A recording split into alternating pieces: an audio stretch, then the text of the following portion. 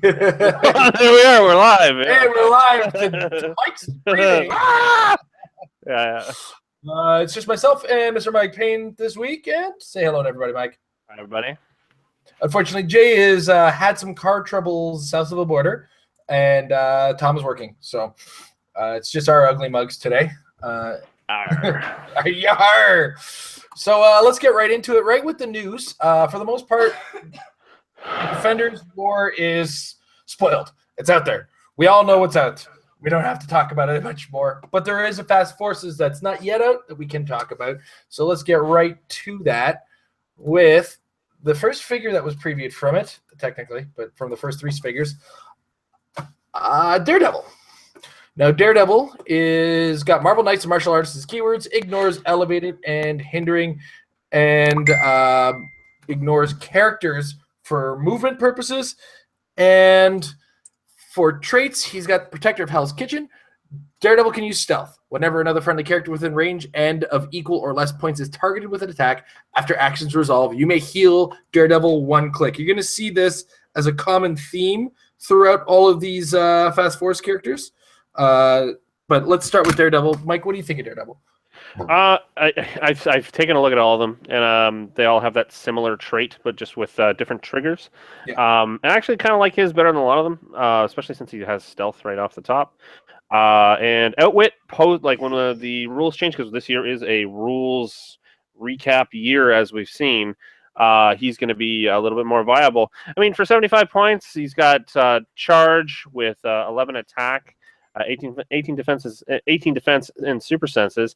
If you possess him, give him a little bit of thickness to his dial, then he's not a one-shot. But overall, I mean, he's not that competitive just as is.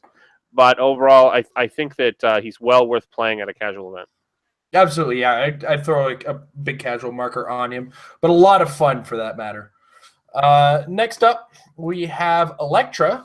Heroes for Hire, Marvel Knights, the Hand, Assassin, and Martial Arts keywords. She ignores elevated and hindering for line of for movement, and then Deadly Assassin for Hire is her trait. Elektra can use stealth. When an opposing character is KO'd after action resolve, you may heal her one click. 75 points with a flip flop between charge and exploit, or flurry and blades with super senses. I like her, but that flip flopping on the dial is just uncomfortable for me.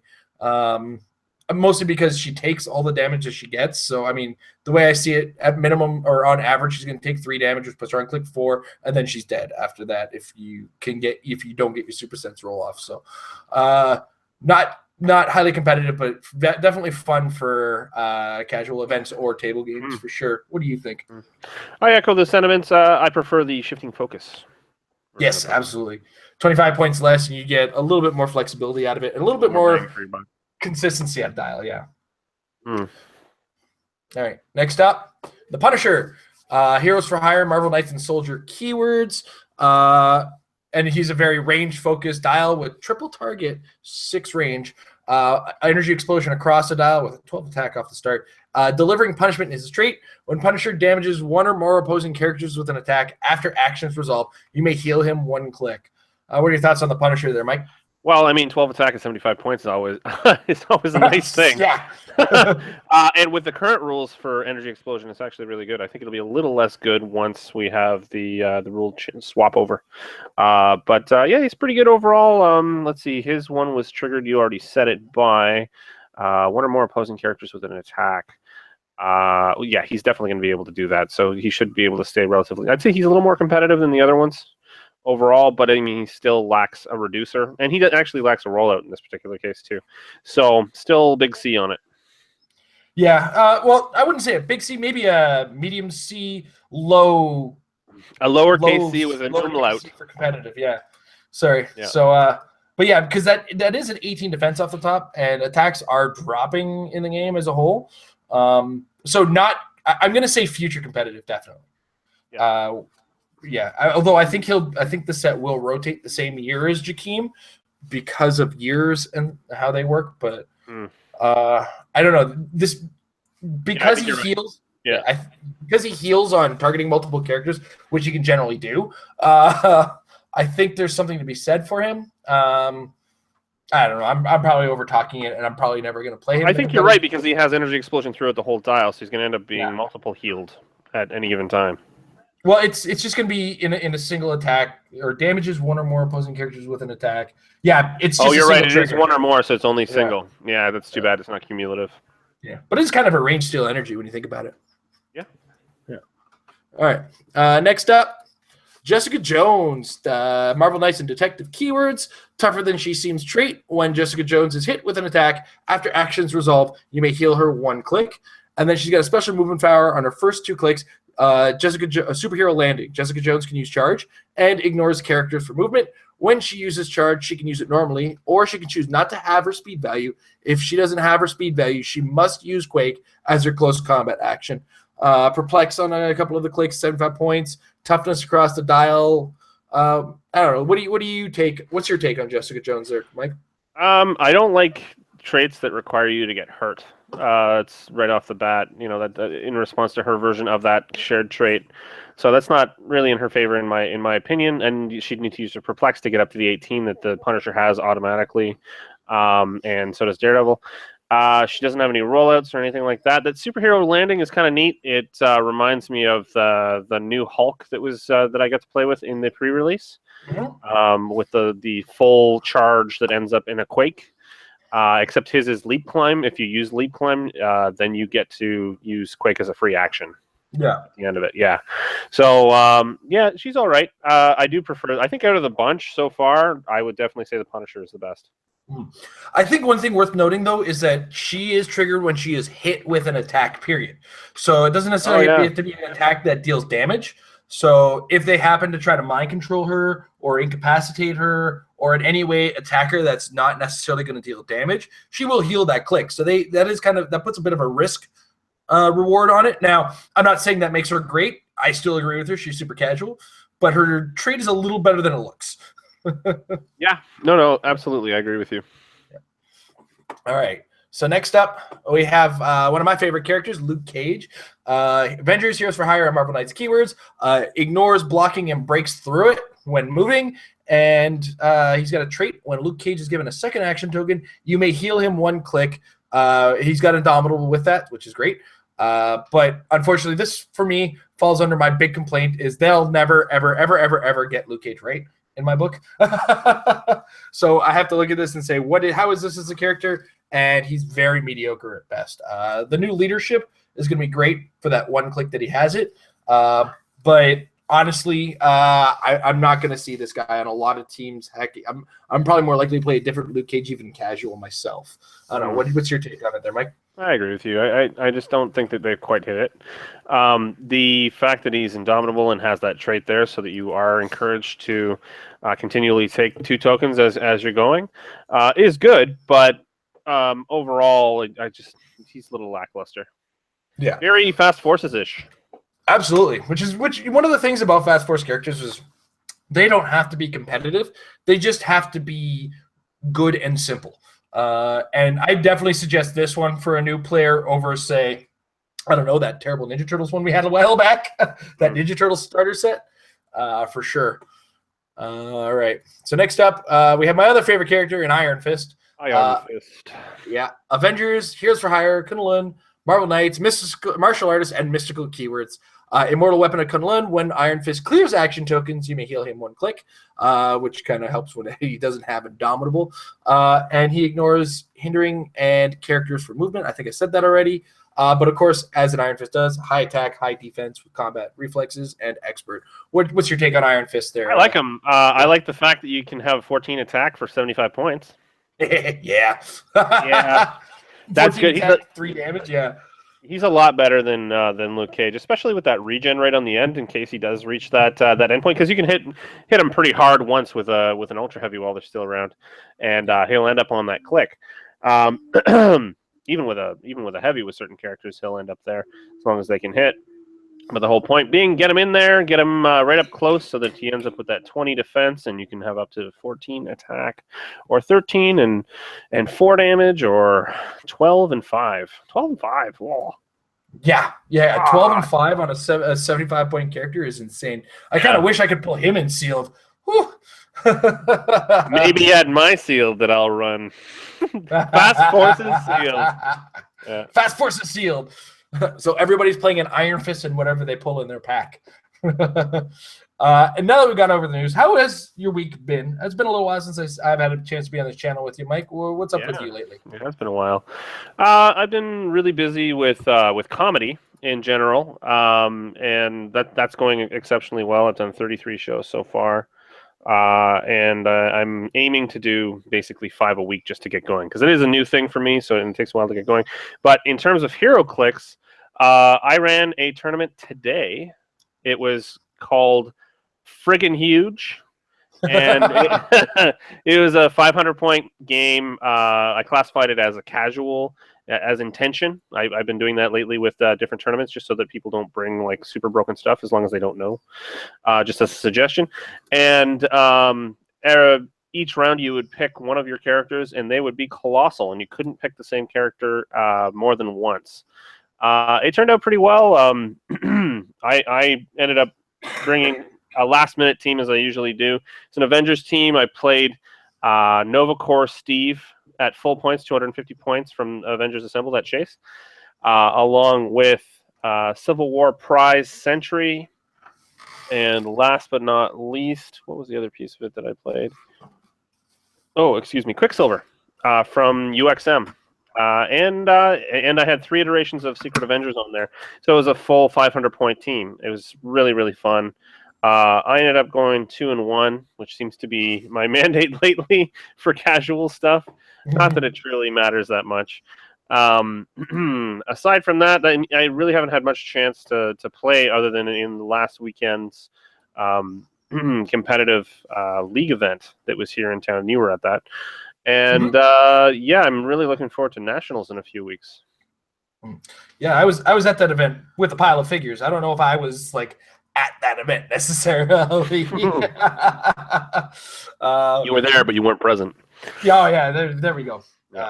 Yeah. So myself with work lately, it's been very hectic. So it's been really hard for me to get much play. Though we've started to reorganize the channel, and we've actually filmed a couple of games.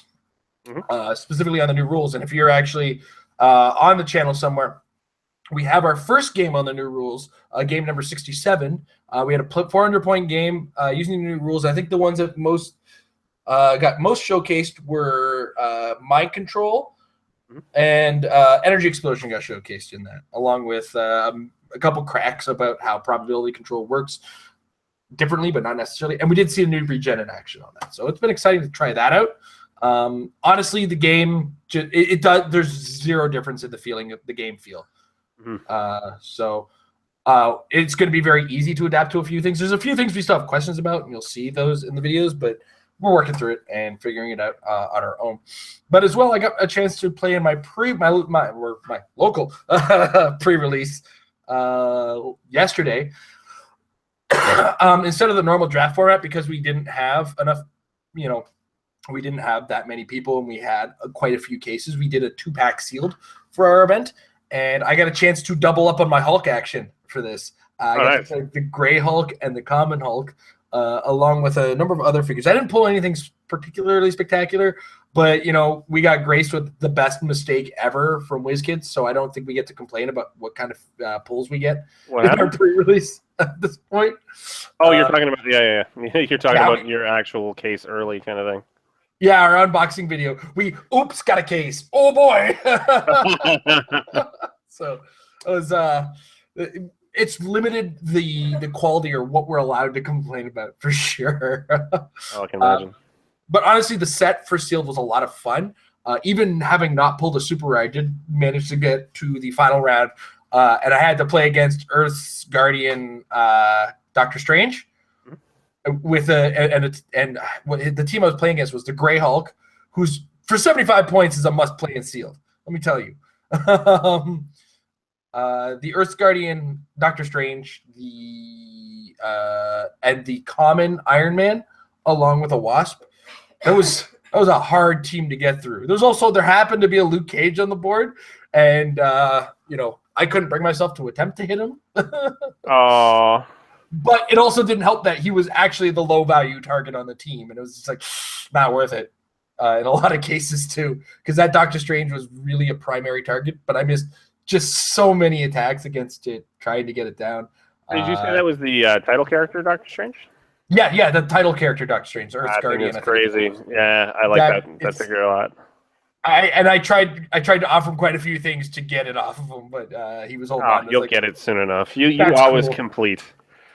Actually, I still haven't finished Deadpool yet, which is shocking.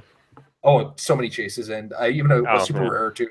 So honestly, it's going to happen, but it's going to happen at a much slower rate these days. Mostly because a lot of my dealings have been semi-local with the guys in Toronto in the past, and because I don't work in that area anymore, it's a lot harder to meet up with folks. So we got to get to these more competitive events to see them all.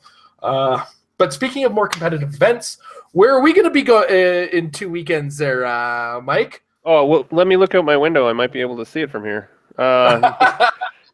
Canadian Nationals. It's very, very exciting. We do have a pre-registration link as well. I'll share that with you a little later. That's at Coxwell and Lower Gerrard. It doesn't say Lower on it. It's Coxwell and Gerrard where it splits there. In the Union Hall, there's going to be Canadian Nationals. It's going to be sealed qualifiers on day one. There's a couple of those, and then excuse me, day two is the qualified constructed. I will not be participating in the first day's events. I will be playing Battle Royals because I don't need to play in the first day's events. I've already qualified for day two, thankfully. Not to toot my own horn too hard, but I think you're going to have to grind it out there, Jason. Well, given your track record with sealed, it's probably for the better, right? It probably is. I'm not the best sealed player. Oh, it hurts right in my heart area, or where the heart should be. Yeah. Honestly, I squeaked in on the SEAL team that I had last year. You'll be fine. You always make it in. You'll do just fine. Don't worry about it. I had to lean an awful lot on that Juggernaut, to be brutally honest. So I bet. Anyway, I'm just gonna share some of the information that we do have right off the top with a little bit of screen sharing. This is of course run by the guys who run Carta Magica, who have been running Canadian Nationals for a few years, and we're really looking forward to them coming into the Toronto area. So it's the weekend of the May 20th and May 21st. If you happen to be a local of the area, you understand that is a long weekend. So you have more awesome time to recover from it because we'll have the Monday off, right? It'll be at the Royal Canadian Legion. Almost said region. Royal Canadian Legion at 243 Coxwell Avenue, Toronto, Ontario. There's a postal code and everything to help your Google Maps get even more accurate if you need it. Just sent you on Facebook the pre-registration link as well. We could probably put that in the description for today's show anyway. I will put it in the description. But as well, if you happen to be checking out the win, there it is as well. That's cartamagica.com/catalog/events_registration-wizkids/4403 to pre-register. There you go. Of course, as well, they got your event and convention exclusive prices. This is the Canadian dollar, so those of you from the States, don't look at that with too much shock. Yeah, don't be freaked out. When you get your Canadian dollars, you'll get a lot more of them for your couple of US dollars. You will understand. It will become clear. Boy, will you ever.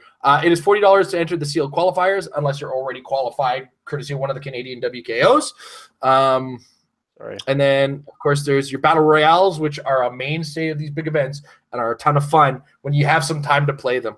There's also the figures for sale: Giant Man and the Pin Particle Tanks, Colossal Sinestro, Muhammad Ali and Superman, Spirit of Vengeance, Red Hulk, Doomsday, and the Bebop and Rocksteady figures. As well, of course, they have the list of the schedule of events. The first sealed qualifier is at 10 a.m., and then the second sealed qualifier will be at 5 p.m. In addition to all this, Amber just pinged me on Facebook from our couch that there will also be other side events. Amber is one of the judges for Canadian Nationals this year. The best judge. Yeah, which is great, but unfortunately it means she's not interested in practicing with me. So it's like, I don't have to play, I'm just judging. It's like, but I have to play. Give me a break here. I have to do it. I has to, Master. I has to. I has to play. The precious needs the fun. Oh no. No, we're not doing that.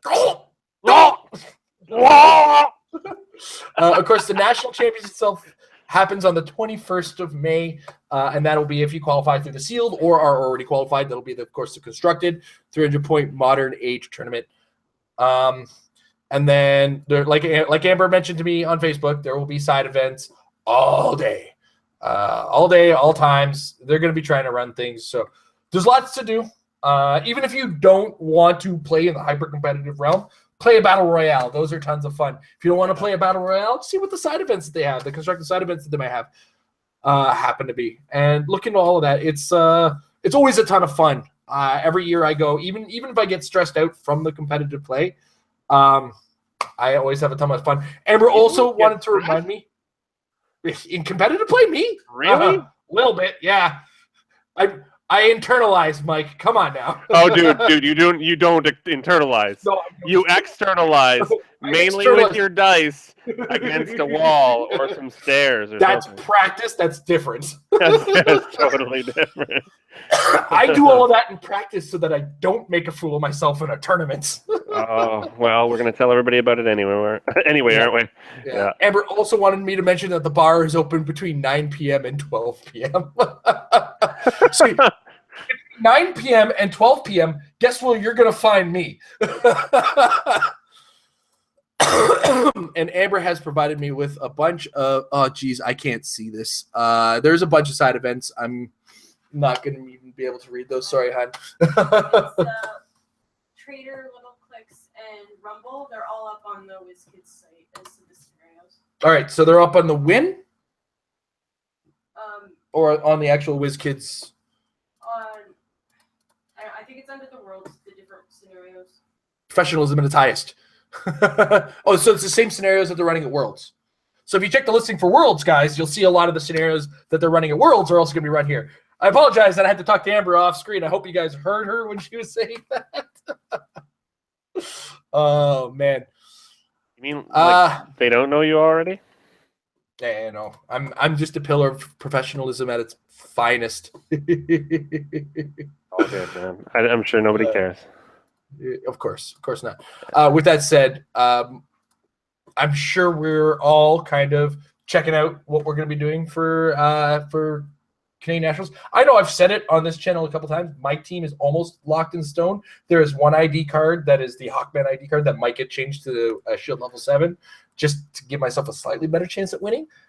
But also, I just went full blast on my team and the Clicks Off podcast a couple weeks ago too. So, I mean, I'm not keeping secrets that I'm not really going full hog, but I'm trying a little something new. Mike, are you going whole hog, going for the Worlds? Oh man. Yeah. All right. Okay, I'll try. I'll play one of two teams that could possibly win. Sure. I got so much salt from people over playing something previously. I'm really resistant. I'm really resisting playing something so filthy again. Well, here's one of those things I want to address across the community as a whole. Yeah. Salt or no salt, if the team is winning, you have no choice but to deal with it. People are going to play it. I mean, if you think it's bad in Heroclix that people are playing what's winning, try going to like a Magic standard tournament or a modern tournament. Like not modern, sorry. Modern is just modern is something else. But go to a Magic standard format tournament and just tell me how many different decks you actually see. Because like so many decks. I mean decks. Yeah, right. So many. All 4 of them, right? Yeah. So it's like that in any collectible game though. The meta changes. And it you know, towards the end of a collectible year, you end up seeing, you know, the same stuff, and that's pretty normal. Yeah. If it wins, people will play it. Yeah. If it's not beatable, people will definitely play it. If you've come up with the one thing that beats it and everybody is playing it, you still might come across that one thing that you didn't plan on, and then you lose to nonsense. That's like the 3 ways it goes. It's like there's the team that wins, there's a team that beats the team that wins, and then there's a team that has no business being in the tournament, but beats the team that beats the team that wins, and then nonsense. And then there's the losing to not reading cards, like when you get captured.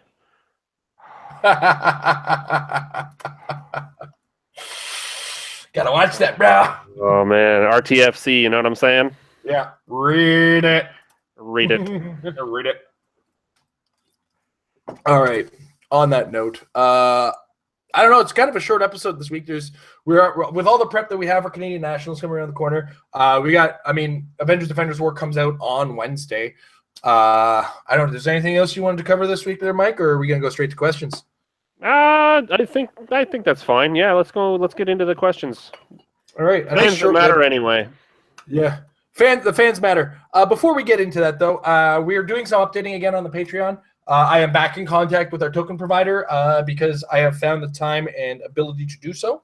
So our Patreon has a $10 level back, and at $10 a month, you get an action token monthly from us. Now, some of the past action tokens that we've had with this provider have looked pretty cool. I mean, we got the July 2016 one right here. I apologize. Oh, man, my camera is terrible, but check. All of them come with this Merry Heroclix emblem. Check that out. Mike's design on the Merry Heroclix emblem. And then, of course, on the back, it'll say you were a patron and the month that you were a patron.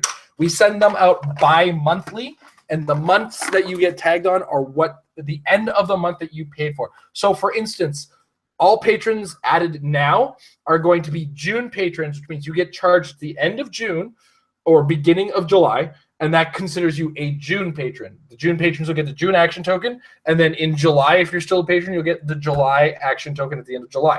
Then we send them out in August. I apologize for the fact that you have to wait that long for our action tokens because it's easier this way, trust me. And that way we get to spread your money a little better. We're not sending single action tokens because it takes 2 stamps to send it to the States. Regardless, it's just a small envelope with 2 action tokens. That's all we have to send, right?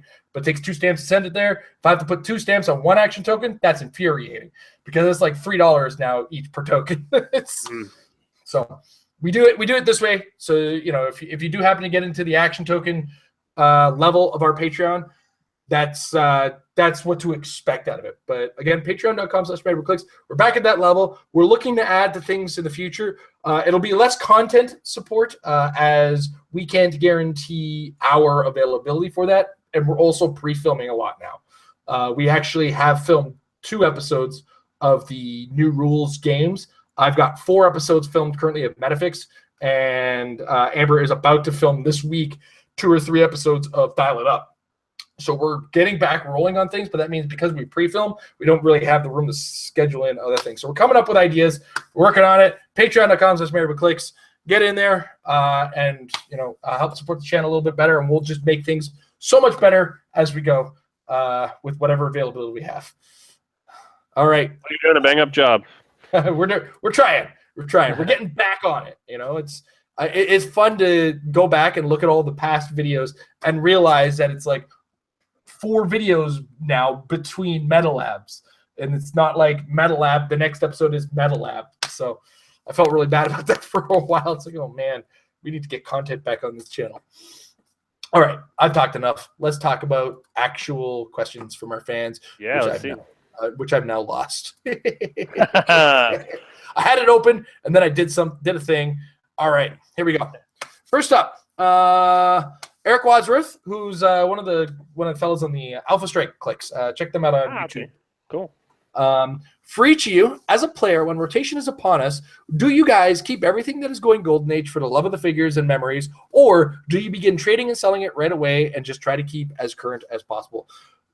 I keep as current as possible for the sake of space, and even for the sake of space, my Golden Age and stuff that I don't want is taking up too much. I'm about to do another throw everything in a box, save $10 if you just take it off my hand and pick it up for my house sale.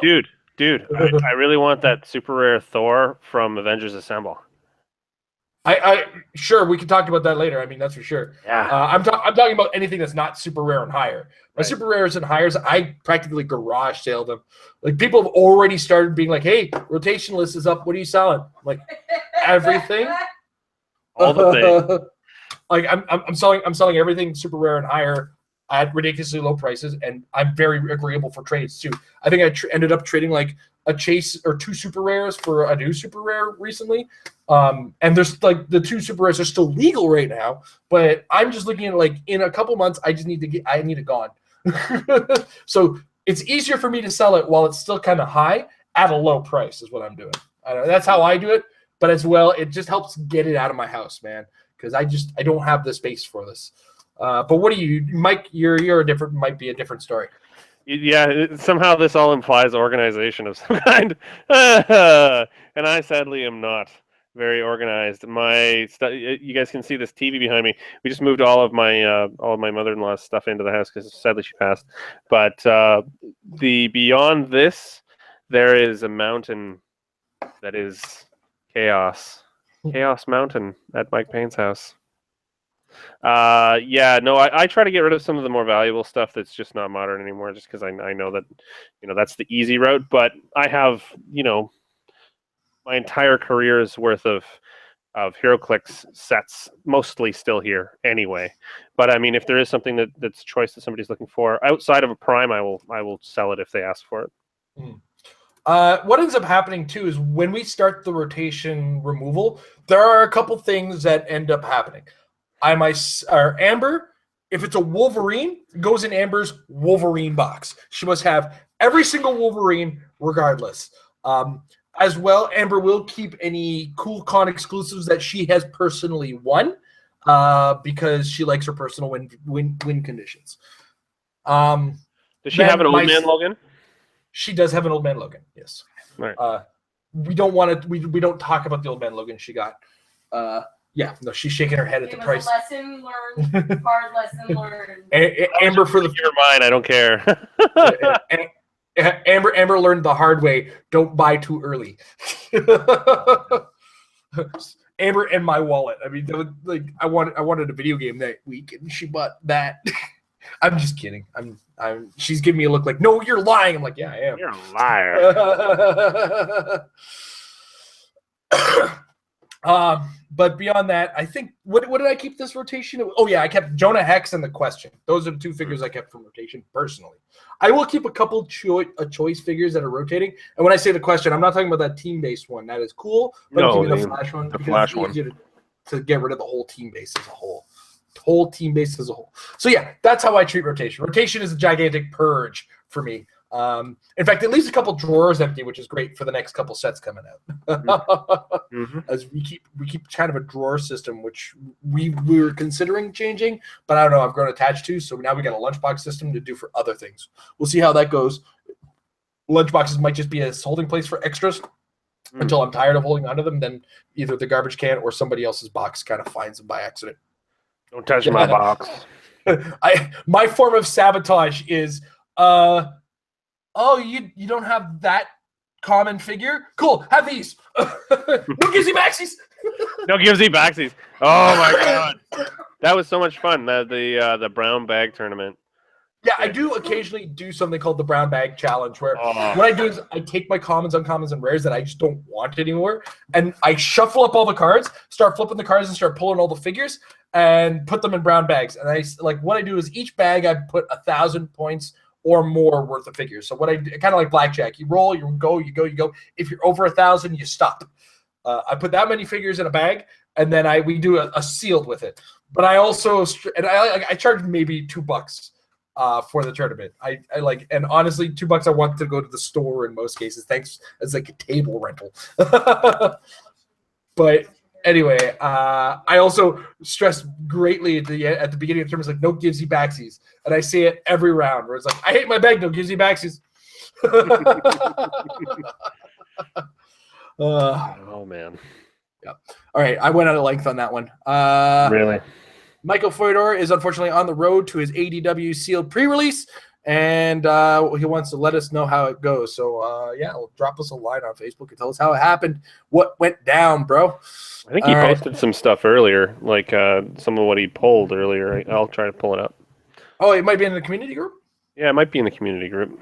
Cool. Yeah, check out our Married with Clicks community group. We use that mostly to draw attention to our Twitch stream, which is community focused. Anybody who wants to jump in there, jump in there. Join Tom and Fedor, Tom and Pedro, as they kind of run the Twitch stream and open it up to the community. Let everybody else play in the game for people who are thinking about getting some Heroclix content. Because one of the things is the game grows if there's more content, more people talking about it, and when people join the game and there's people talking about it, they have places to go and places to learn, and that's not a bad thing. So we're not against other channels. I mean, if people happen to come to us, that's right. I mean, ad revenue is fantastic, but whatever. It's it's a cumulative effect here. This is a community. It's not. It looks like he did. I'm gonna share this. Do it. I got you focused, bro. All right, brah. Here we go. Let me make sure I can. Yeah, I'm on total frat boy mode today. It's like a football hat. You can see here he got Kingpin. He's got the shifting focus visions, which are actually really good. Oh, they're so good. Yeah. He's got one of the Electras. That's the one that has sidestep and stealth, and actually exploit weakness. The better of the two, I would say. The Kingpin's, but it's cool sculpt, and actually the picture on the table there, on the desk rather, is excellent. I don't remember who this character is. Who is that? Whiplash. There you go. Then he's got the latest Nighthawk, the much more throttled version of a Nighthawk. And there's the other shifting focus Electra. That's Swordsman and another shifting focus Electra, and of course Captain America. Yep. Pretty good pulls overall. I think that super rare kind of takes the cake in terms, and most effective I'd say here is the double vision. Yeah. Well, the fact that he's got the double vision and the double Electra gives him so many options in a sealed environment. I know. Can you imagine that kind of sealed control? Oh, it's great. Oh, and that's so good. Only 100 points out of your total, right? That's right. Yeah. Yeah. That's a third of your total build there. I mean, I'd probably end up playing the Kingpin just because it's fun, but I don't think he's all that good. Yeah, he's not fantastic, but he's one of those figures. For one, you pull the super rare. Two, I want to try to explain to people why he's moving with his desk. And three, it's a lot of fun for these pre-releases. I think that's one of the things. It's a 50-50 toss-up with these pre-releases. They stopped giving out an additional prize like they used to with them, but at the same time, then now I feel like I'm just there to have some fun. You know what I mean? It's a lot less pressure because I remember the very first one that we went. I think the first one we had was that World's Finest one at Warehouse, and that was wasn't Superman Wonder Woman before that? Yeah, you're right. Yeah. It was that. It was at Warehouse though, and we were all just like scrambling. Oh, give me the stuff. Oh, bro, must have the big points. Super Doom. I'm playing it. yeah. It was just there was a lot of anxiety associated with it, and especially when World's Finest came out, because of the God Pack, it hit that critical mass of panic, and it wasn't good for anybody, I don't think. No. But now it's just like, okay, cool, I'm gonna play some stuff. We got some stuff, yeah. I mean, this set in general is a little less competitive anyway. So, as well, the distributors have been very friendly as far as getting the packs to the stores, which means we're more enticed to just do regular sealed with it and less on that draft, which I know is very unpopular with a lot of the nobody really likes it. Familiar with the format, it's not a lot of people like it. You're right, and I agree with that. It's not my favorite format either. That's for sure. I don't like the idea of pull it, pick it, play it all. I think because Magic has had such success with draft, and it is actually a preferred format for some venues, that they thought that because it's a collectible game, that yes, we're going to want to do this and this. And no, it just doesn't work that way. Yeah. And in fact, one of our venues locally, face-to-face, they just started up with Heroclix, and they started putting out these drafts. And I'm like, do you guys have a lot of Magic there? And they're like, yep. And I said, well, this isn't Magic. That's one thing I do feel needs to be explained is the draft format still has limitations in Magic the Gathering, and Heroclix still needs the same limitations. In my opinion, I think that draft should be a 2-pack draft. Pass left the first time, pass right the second pack, but you're still building with a 300-point team in mind. You know what I mean? Because there was an old format where we used to do that. It used to be the draft format in Heroclix, but then draft just fell out of favor. And, we moved to the NECA style and the cards and everything like that. And then draft became pick it, play everything. And I think it should still be limited to a certain degree in the number of points you're playing. Because, and I reference Magic. Magic still has like the same sealed deck size limitations that in a draft than a sealed. The thing with draft is that you're more likely to play more of your content because of the choice you made to pick those cards. Right. Well, why don't we go ahead and organize something like that and film it, and then we can show WizKids themselves that this is what is working for us here. Sounds like a fantastic idea. And I don't have any time, so you're on your own. Yeah. Right. What I think I'll do, then, because you mentioned this, and because new rules around the corner, and we want to play as much as we can with the new rules, come Mighty Thor as a set, we will do that. We'll do that with Mighty Thor. I will get a couple guys from the Comic Warehouse. We'll film a game in the venue.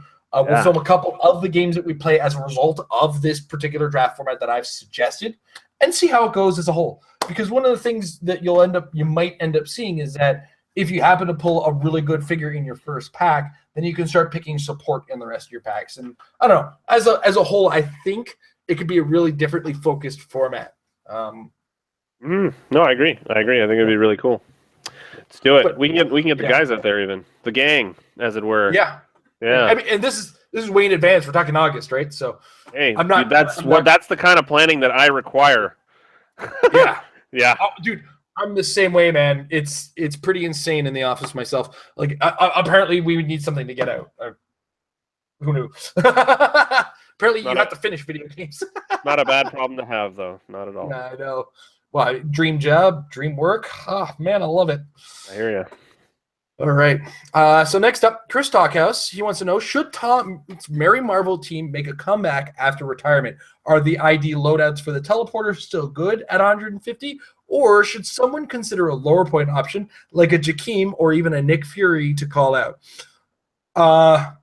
For Worlds, come Worlds, that might be a viable team. A very potential option, because we lose Ultrons for making ID cards amazing, right? Yeah. So we need something to make ID cards good if you want to run a teleporter. And I think that Merry Marvel team, Tom, being who he is, once again, thought ahead of the curve and beat the curve up. I hate to say it, but I think that Jakeem would be a better fit than Merry Marvel. Jakeem's 140 points? Yeah, so it's 10 points less. Yeah.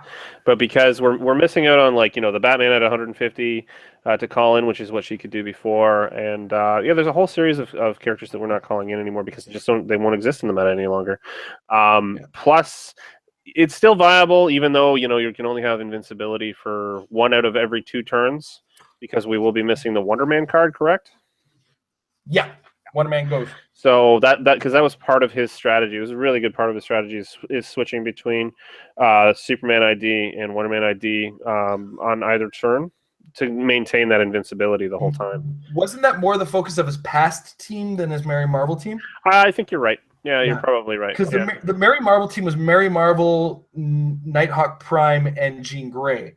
Yeah. And then, like, when you said Jakeem Thunder, like, but what do we replace Nighthawk Prime with now? No. You'd keep Nighthawk Prime. But you can't have Jakeem Thunder and Nighthawk Prime. Oh, yeah, that's right. Rule. Ah! Damn rules! I'm so bad with that, too. Dave's always calling me out. I'm like, yeah, so Jakeem team, and one of Chameleon's disguises is Peggy. He's like, you're funny. Like, shit! Every time. Pardon my language. It even gets me better because I'll be like, you're funny. And you're like, what's so funny? I was like, wait, you don't notice? It's true. It's true. Oh, I have those moments sometimes too. Oh, yeah. Usually I'll catch myself beforehand because I'll be like, 2 of this figure would be really good. You know who's going to be? They made him unique. We should. They did make him unique. Good idea. Play more of this after retirement. Oh, Geoforce. Geoforce, do it. Oh, yeah. Little bird diarrhea Geoforce. I find it funny that yours is a sketch version. It's just like, it's not weird. Even deserving of color. Okay, I pulled him like not 30 seconds after I was criticizing the crap out of another guy who pulled him. I'm like, he's like, yeah, I'm playing. I like him. I think we can build something. I'm like, he's a piece of crap. And then I pulled him. I was like, shit. Yeah. All right. We'd also move on. Ronnie Andrew did point out as a comment to Chris Stockhouse's question, and I forgot totally because there's a Chris Stockhouse question. Bam! Oh, wow. Hit him with the stamp. Gotta get ink, buddy. I know. Let me get the time. I didn't even have time to feed myself. Sometimes I forget. Was that English? I don't even have time to feed myself. Sometimes I forget. Oh, it was kind of English. It was weird. It was Yoda. Yoda. Weird, yeah. Feed myself. I do not. I think I was closer to Grover than Yoda, but it's the same voice actor, so I think you're allowed to make the same mistakes. Frank Oz. Yeah. There you go. You can also do Miss Piggy. Oh. Kermit! Oh, Kermit! Oh, Kermit! You're better at that. Oh, my throat's been killing me, so unfortunately. Yes, my love. Yes. What can I do for you? Hello, I think everyone. The only voice right now is my Gollum right now, so. I can do my Hank Hill, and that's about it. But Ronnie Andrew mentions that I don't think the new rules would allow the free TK and call-in, but Jakeem seems like an awesome replacement. It still works. You're right. It won't work in the new rules, but Worlds won't be playing the new rules. New rules aren't until post-Worlds, which is August. So, like the focus right now is Nationals, Worlds. New rules is an August problem. Right? So Nationals, retirement, Worlds, new rules. Yes. And Worlds is going to be on a retirement. Our meta for the Canadian Nationals is stupid. Because it's really simple. Pre-rotation, add Avengers Defenders War. You got to look at Avengers Defenders War right now just to be sure. Just to be sure. There's not that one thing. It's like I missed something, didn't I? Or somebody's going to break Valkyrie and Black Knight. You know, I look at those figures like they're so good, but am I not? Am I thinking about them too much? Am I giving them too much credit? I'm still playing my X-Force team. I know, and that's why I'm borrowing your Ocean Resurrection Shreddery clone goodness. It's awesome. Little does he realize it's going to come in a plastic bubble that he won't be able to break. I can't get in. Actually, I'm just going to be hovering over you the whole time just to make sure I get it back. No, you'll take it back like right before my final match, and that'll be it's like you're not going to use it anyway. Don't worry. Bye-bye. Yeah. All right. But we're going to hit the chat room now on the live YouTube. All right. McConnell Lamar does have a question. Well, how does the Avengers Defenders War Iron Man stack up against Jakeem Thunder? Is it Jakeem? I honestly, I don't think it does because if I remember correctly, if I think you're talking about the one I think you're talking about, it's super rare that lets you pick two powers, but that doesn't let you have anything on your dial. Yeah, no. Like, it is, and I got to double check the stats. I'm not 100% familiar at the state with the figure, so I'm kind of pulling up that rumors thread right now just to be absolutely sure I'm not talking out my butt. But I just don't feel like the idea of it stacks up. Amber hasn't corrected me either or thrown a rock at my head, so I might be kind of along the right lines here, or she's really deep into Paper Mario. So, all right. So we got Earth's Guardian, Iron Man.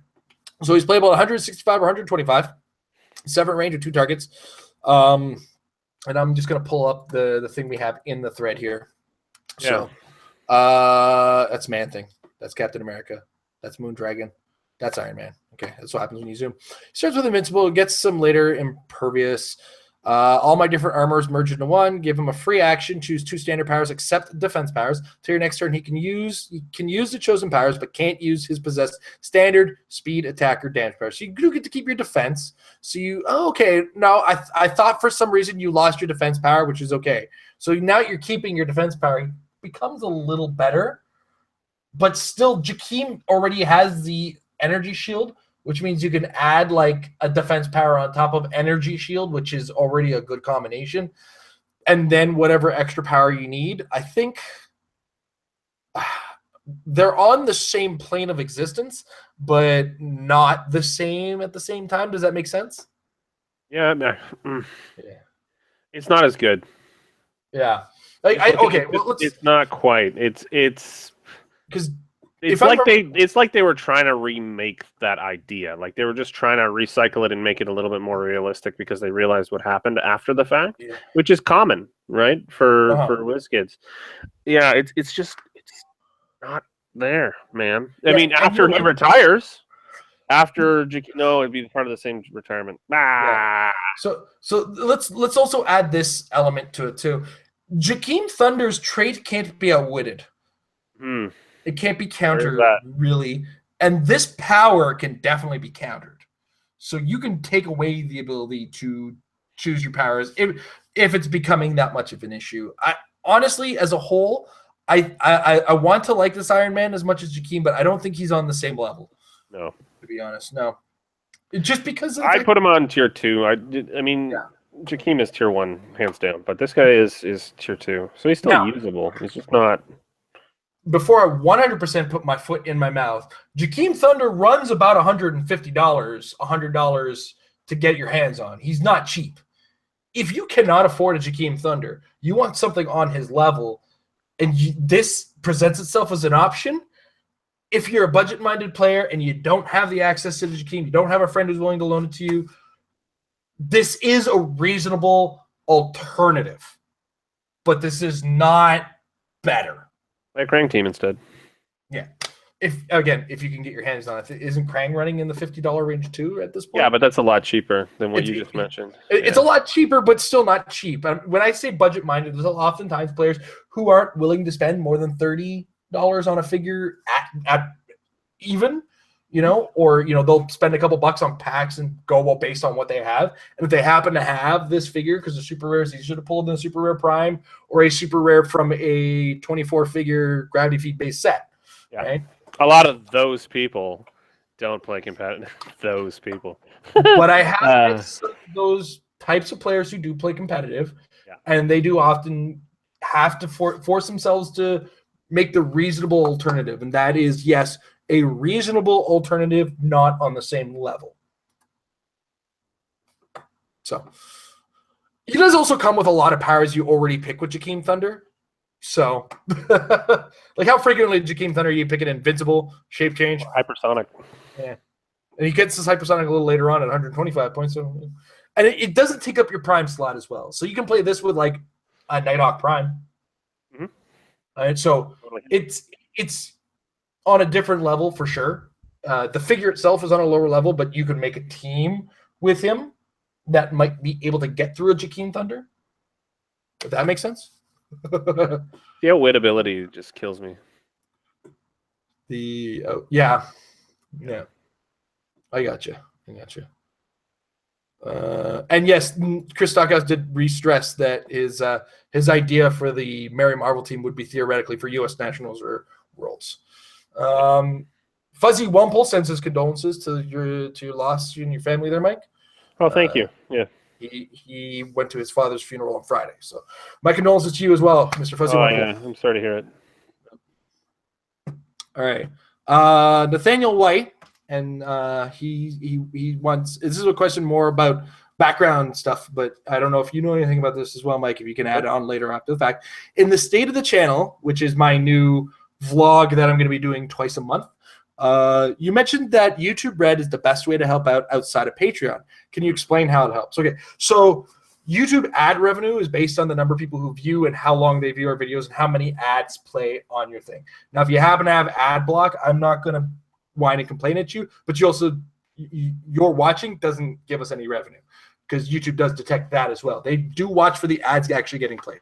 Now, I'm not going to stress that you put on an ad content or anything like that. But the reason I said YouTube Red is better for us is I'm not sure how many of our users use YouTube Red or have the YouTube Red account. But what ends up happening is instead of being based on ad revenue, because when you have a YouTube Red account, you don't get ads on YouTube. As well, some of the revenue from your subscription gets split up to the channels that you watch, right? So let's say over the course of a month, you watch 7 different channels, and let's say YouTube Red costs you $7. I don't know what YouTube. I think it might be $10 a month, but I'm just saying. Let's assume it costs $7 as an imaginary number. Each of those channels will get $1 from your subscription revenue, roughly. There might be a little bit that YouTube takes to itself because YouTube also gives out money to certain channels that get a lot of views to get extra Red exclusive content. So ultimately, the reason I say YouTube Red helps a lot is for some reason, and I don't know who our YouTube Red who our watchers are who have YouTube Red accounts happen to be. I do appreciate that they do watch us, because there's a hard number that comes from YouTube Red subscribers from our viewers. And that hard number, in a lot of cases, matches or beats ad revenue. So that's why I say a YouTube Red account. If you happen to have a YouTube Red account and watch our channel, 1, you're saving yourself from the ads. 2, you're going to support us a little better, and any other YouTube channel that you happen to watch. So that's kind of how all that breaks down. I probably should have said that in more detail in the vlog. I kind of skimmed over it. But I honestly didn't know how many people were interested in that, and the question did present itself. Was there anything you needed to add to that there, Mike, or did I kind of? No, I think you pretty much covered it. I mean, it sounds as simple as, YouTube Red is the subscription service, and therefore its users are trackable, and it would apply to our account in that way. Yeah. All right. So next up, Fabricio Granados opens himself up to my rotation bags. There's some shipping we're going to have to discuss on that one, Fabricio. All right. Emily said she played at the Whitby pre-release, and they played as a 1-pack 300-point draft, ended up playing all 5 pieces, and was under the 300 points. And that's why I said a 2-pack draft is probably best. And 1-pack in the current environment of the game is a little bit of a dangerous pothole to run over. Yeah. For sure. Like, we're not in the days where you're going to get 2 100-point figures in a pack. You're going to be lucky to get a 100-point figure in a pack right now. That's why I kind of suggest it be a 2-pack draft built 300-point format. All right.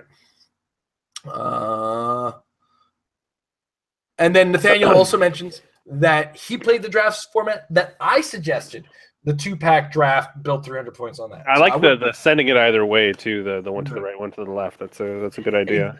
Exactly. Well, I mean, that's how Magic goes, if I remember correctly. It's a 3-pack draft for that, but you send the first pack to the left, first pack to the second pack to the right, and then the third pack goes back left. What it does in that sense is, if you do a lot of this particular type of format draft, if you get from the same direction every time, you can start to read the player in front of you sometimes. Just make some basic predictions based on what you see coming out of the pack that's coming to you, and can really just get, like, honestly, back in time, I played both Versus System and Magic the Gathering, and there was one guy that I always seemed to catch on my left-hand side, and then he would turn to me after the draft and be like, so green-white when we were playing Magic, or X-Men Ecstatics when we were playing Versus. Like, how do you do this? He's like, I just kind of put it together. Oh, by the way, do you need that guy? I do not. I'm good, but thank you. Oh, okay. All right. He's an extra. Like, yeah. The extra prime? You have the least worst problems. Well, I have. Yeah, well, he's the only prime I actually pulled. But I already had them all. Okay. Yeah, I already had them all. Fair enough. Actually, I'm sitting on an extra pulp pool, but one of them is cardless. Because I've been trying to get the card from the trade, because I traded with the guy, but he forgot the card. But then because he lives in Whitby, it's been hard to kind of reconnect and get the card. Oh, so okay. he's had to use somebody to get the card to me, but I haven't seen that person in person. It's been a nightmare to get that. So I'm kind of sitting on a second pulp pool. I do need a pulp pool. So we do have to have a conversation later on. We have to have a little conversation. A little off-air conversation. That's pretty weird. All right. But we've been on a tangent. Gogorak does mention that Geoforce is surprisingly effective. Okay. All that leadership, eh? Yeah. Works out well. Leadership in the new rules. Let me tell you, that power, we thought, oh my God, it's going to be great. Oh my God, it is great. Okay, so him and Nighthawk Prime, politicians. Yeah? You're onto something. Anyway, wait, hold on. So that's, Geoforce is 165 or 160? 160. So that's 225 points? 225, yeah. So you have 75 points left over? Which means you have 75 points worth of politicians left that you can put in there. Yeah. What is it, Jay Jonah or General Lane? General Lane. No, he's a soldier. What am I thinking? No, he's a soldier. I don't think he's a politician. Yeah. Let me use the old units section, advanced search, the and Unix ancient section. realms. Unix, Unix, RM star. No. I was actually thinking cropped balls, but that's okay. Unix. Politician. Yeah, all right. Howard the Duck. Howard the Duck's a politician? He's a politician. He is a politician. Or, of course, there's that Kingpin, but it's not worth using outside of Sinister Syndicate. Jay Jonah, another Kingpin. Norman Osborn. Nick Fury. Yeah. What about on the DC side of things? There's a character I'm trying to think of that was a politician that made me go, wait, what? Oh, Penguin. Yeah, Penguin. But that's the Fast Force one. Yeah. Still good. Still viable. Penguin. Still viable. The Commish. Black Lightning. Yeah, but that's over points. Yeah. Isn't he 75 points in Joker's Wild? Yeah, but that's all of the points, and we're talking about modern here. So you need to have. we need to have a recourse. Yeah, that is true though. Black Lightning is hold on. If so we got a Joker's Wild. Geoforce is Joker's Wild. Yeah. Black Lightning is Joker's Wild. Nighthawk Prime is unfortunately Nick Fury, which means next rotation Nighthawk Prime is gone. So we got to find another 65 points with a politician to build this politician team. That's going to be amazing. It's going to be epic because it's got leadership, bro. Let me tell you, brother. I kind of like the idea of politicians leading politicians and inspiring other politicis. They're trying to bring up the next generation. It's very counter to American politics right now. I was going to say, because all these people be cutting each other in the backs, like, get him! Yeah. He's got a limp. Kill him. That Commissioner Gordon's pretty good too, actually. Oh, and Mr. Nobody. Come on! Mr. Nobody, give me your objects, please. Yeah, that's pretty good. That's your taxes. Mr. Nobody reps your taxes. Geoforce builds the wall. Oh my God, we're building Team Trump. Oh my God. Screw Trumpagorath. This is way better. Dude, you are dying over there. Well, you know what? It's weird because I've had this cough, but it only triggers when I laugh, which is unfortunate because I laugh a lot lately. Especially when I went to see Guardians of the Galaxy last night, I was laughing a ton. And I gotta see that so bad. Yeah. And of course I made my little Mystery Science Theater 3000 joke during the new Star Wars trailer because there's a line in there where it says, "Close your eyes and what do you see?" And when it cuts to a scene with Princess Leia, I couldn't help myself. Too soon joke. I said, "I see dead people." Oh man! My wife and her friend Olivia were just dying laughing, and there's people the other like, "What you guys? What's so funny?" It's like Jason over here, ruin it for everybody. Oh my God! Okay, I think I got it. What do you got? I think okay, and then fill this in with ID cards and stuff. Here. Will there be ID cards in that next cut that we're talking about? Yeah, there will be. There just won't be the same ones. It'll be. You mean the later cut? Yeah. That's what I'm talking about. Not this cut. The next cut. Geoforce. There'll be con IDs. There'll be con IDs still left. Yeah, there might be some con IDs. So. But no, the resource won't be there. I'm talking about this cut anyway. But check this badness out right here. Look at that Green Lantern at 30 points. I forgot he was a politician. Yeah, that's pretty good. That's not bad. But it totally gets killed by Krang. So wait, not only does Geoforce build the wall, Green Lantern builds the wall, and he also perplexes people as to how he got into power. And Nighthawk Prime doesn't let you get better. Yeah. I'm making jokes about Trump politics. I am not in the States. So this actually is not bad. And then you've got Geoforce at 160 pumping out dudes. Yeah. Yeah. Does he pump out dudes? I thought he pumped out walls. It's 255. You mean he has that single wall thing that lasts. So yeah, he can pump out dudes after that even. I think it's free actually. Let me see. Remember. He comes with running shot too, doesn't he? So he's not like 100%. Yeah, he's got the free action 1 barrier marker, and are not removed from the beginning of the next turn. After it's resolved, more than 4 such markers. So you can keep building them for free. You can get up to 4 of them before you have to start removing them. Pretty good. So now we got to find a way to give him willpower regularly. Yeah. Pandora's box, right? Sure. No, the box is gone. Yeah, next cut box is gone. So we lose like an easy source or easy mode willpower, man. Yeah, man. I want my easy mode willpower back, bro. All right, and we're now looking at Mike's Facebook, so I'm just gonna zoom to my face here. Oh yeah, I'm such a dope sometimes. All right. Okay. Oh. Sorry. Jay just sent me a message. He's like, I should have been there to mention Green Lantern.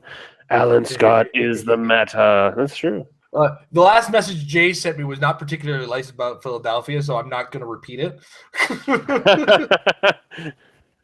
All right. Jay had an unfortunate accident involving a pothole, his wheel, and a trip to New Jersey for it ruined the rim. It ruined his rim. That's nuts. Yeah.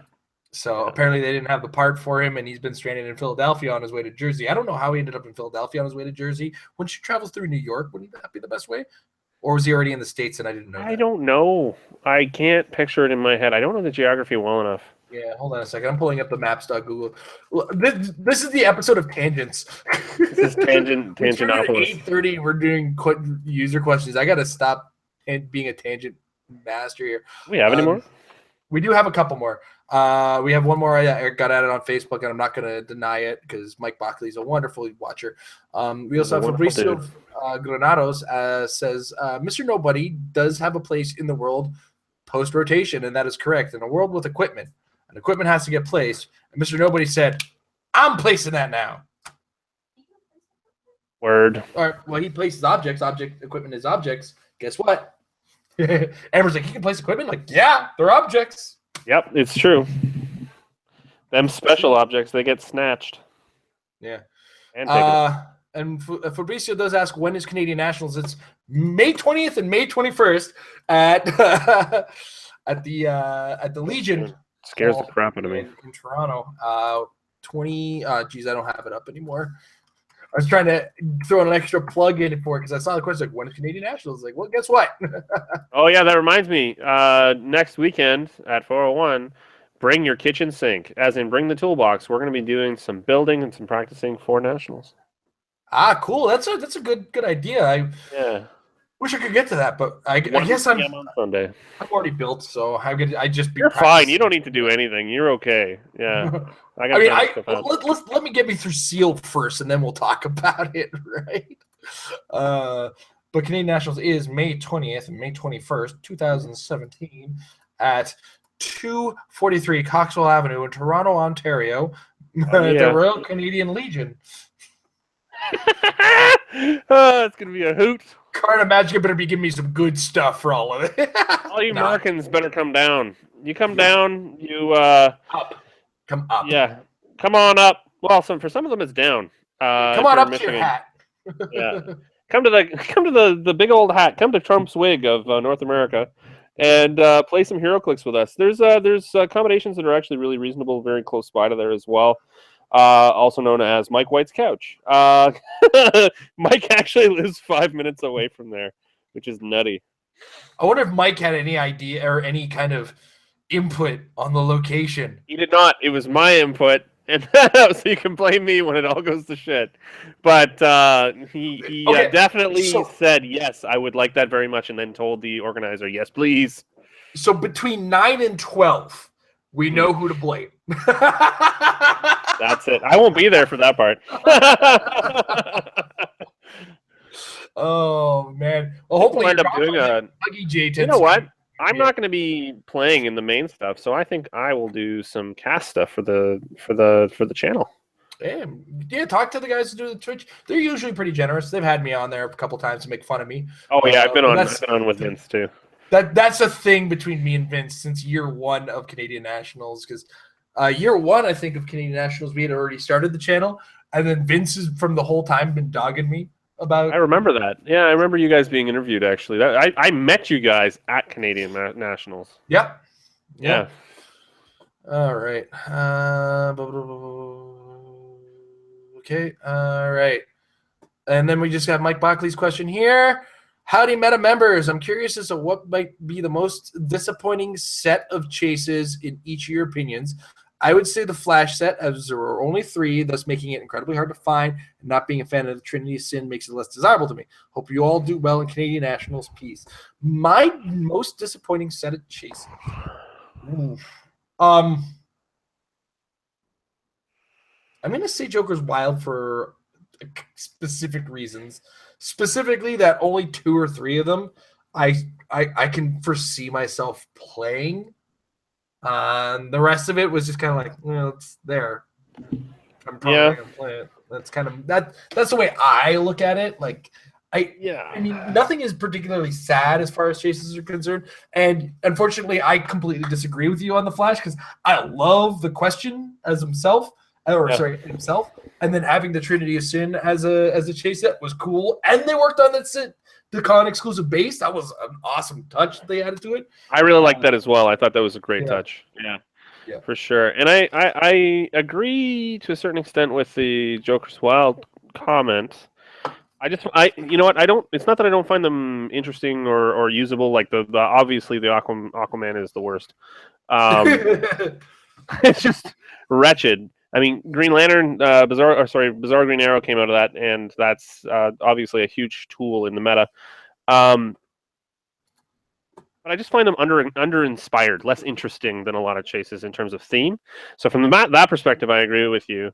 But one of my favorite chase sets is UXM's Age of Apocalypse chases, but it is not that useful. They're not they're not that good. I just love the fact that they are who they are. Like I've got Sabretooth and Wildchart. You probably can't see it back there, sitting on the shelf. They're really cool, and Sugarman really neat. But none of them really hit the mark in terms of meta, except in the limited meta with Magneto. I was going to say Magneto definitely crushed in the limited. That's for sure. Yeah, him and Jakeem together, an X-Men Gold team. That's nuts. It's totally insane. Insane. Bonkers, yeah. But in terms of, I guess, overall least interesting chase set, would probably be Civil War. The prizes from it. Oh yeah, the prize. Like I think I wanted one of those prize figures. And I'm just calling them chases because they have the brown on their they have the brown symbol. There definitely is something I would describe as brown. Yeah, they remind me of my brown from this morning. Oh man. Yeah. I think that about covers it, doesn't it? That does cover it for tonight. So I do want to take a second to thank our sponsors over at hcrealms.com. Where is hcrealms.com? Well, it's at, as I said, hcrealms.com. Okay, I screwed up, and I totally screwed up my screen share. And I delayed, and the delayed sounded even worse. Anyway, hcrealms.com is your one-stop place for all things Heroclix, guys. This is how often do we mention this site in a single day, in a single episode of our show? We always reference this site for a number of reasons. One of which, the forums is where the conversation is happening. People are talking about the game. The unit section is the premier tool online to build and track your collection and teams. You can build your team simply by finding the figures you're looking for in the set. Let's say I wanted to add something from Deadpool and the X-Force. Let's say I wanted to add Deadpool. I just click this little plus. I'm going to get rid of this. Click this little plus. He's on my team. Oh my gosh. And it does the totals for me. Let's say on that team, I also want to add a cable. Add the cable. Boom. 195 points. I don't even have to do the math. You're not doing that, are you? Crazy. Let's see. I want Dupe on my team. Oh my god. There it is. 230 points. You know what? I'm going to play this at Canadian Nationals. What's funny about this for you at home is that he is going to play this. Absolutely. At Canadian Nationals. He is going to be playing this. And you're all asking, what did he do with those other 70 points? Oh, there are many things to be done with those 70 points. Oh, God, I do so much with it. But anyway, also, if you're looking for Rock events, Rock is one of the premier outside of WizKids guys running high-level competitive play events. Super qualifiers and regionals are the places to be. Click that Rock tab. You find out where your locals are, find out what events have been recently run. Congratulations to Sam Powell. Yeah, big deal. One of the first female players to win a super qualifier. She's the very first. Clarksville, Tennessee. As well, there's the iTrader, the chat. I think some people go to the chat. There's groups if you're into that kind of thing. There's a blog spot. Check out any kind of blogs that are running. But of course, there's a shop. And while you're shopping, getting some of this rock map packs, rock t-shirts, anything like that, put in the coupon code MARRIED for 10% off of your purchase. And it goes to help support the channel just a little bit as well. Yeah. HC Rum's, honestly, guys, it's the best source of all things when it comes to HeroClix. You when you see us do episodes talking about figures, sometimes they're not even in the unit section. The conversation in the upcoming sets and rumor section is sometimes ahead of that, and is pretty amazing to get a hold of that information. As well, we are also brought to you in part by MajesticCCG.com, the other source of HeroClix information. This is like an information vault of awesome that you guys should really get a handle on. For one, look at that. Warren, Michigan had a regional like this weekend? Yep. And Easton. Easton.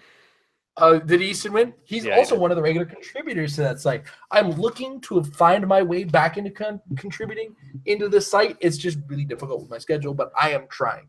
I do have some older articles, and you know how I talk. I don't give you the answers. I give you the thought process. But check this out. And while you're there, you'll also want to go to MajesticCCG.com/Apex-Insiders. $3 a month gets you access to this. This is where the really great minds write their articles. Adam Freeman's a regular contributor. Paris Gordon. Jay Solomon is a regular contributor to the site. You've got Paris Gordon, Adam Freeman, Thiago Pinto de Luz, Brazilian national champion. Easton Brock is a regular writer there as well. George Masu. All great minds in the HeroClix. Great champions, great minds that write for the site. So Majestic great dudes /Apex-Insiders. It's $3 per month. You get brain cells that I would pay hundreds of thousands of dollars for if I had hundreds of thousands of dollars. Oh my God, man. Oh, you are one crazy cracker. I am the craziest of crackers. All right. That said, guys, it's been a wonderful evening. I want to thank Mike for joining me this week. And I want to thank wrestling for not having another event so that Mike wasn't left alone. I will see you guys next week for the Metal Lab. But, of course, as always, guys, if you're Canadian, going to Canadian Nationals, you don't even have to be Canadian. If you're on your way to Canadian Nationals, you're building that team, you got a great idea. I could suggest one major thing, and it's to practice. Because when you're practicing, practice makes your team better. Have a good night, guys. Night, everybody.